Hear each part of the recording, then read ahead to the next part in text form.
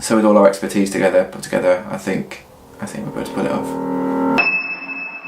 So far in 2018, we have not had any tornadoes in the state of Oklahoma yet. Lowest numbers of tornadoes that we have had for the state of Kansas, so we have had 0. The forecast over the next week or so, we're probably going to end up breaking that record this year. That's going to be a new record for us. It looks like the number's going to be much less than that. This year just could be a light year for tornadoes.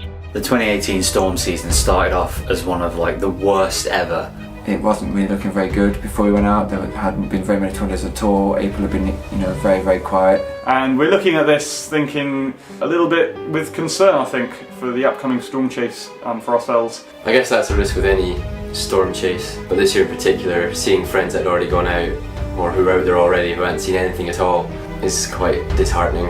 Even up to like 2 weeks before we went out, there was like nothing. Quite a lot of the time the atmosphere doesn't really want to play ball. At this point we'd spent like £1,000 on the flights and rental car. Can make the whole thing seem like, is it even worth it?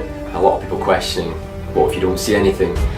And the prospect of going out there for 3 weeks and just seeing nothing was, really daunting, because there's just not really that much else to do in these states. Heading out to the States, we were all a bit apprehensive that we might not see something. It's been very quiet. It's just the weather patterns just didn't look very good at all. I wasn't sure whether I should come or not in the first place. So for it to be like this, after everyone had convinced me to come, I was particularly like,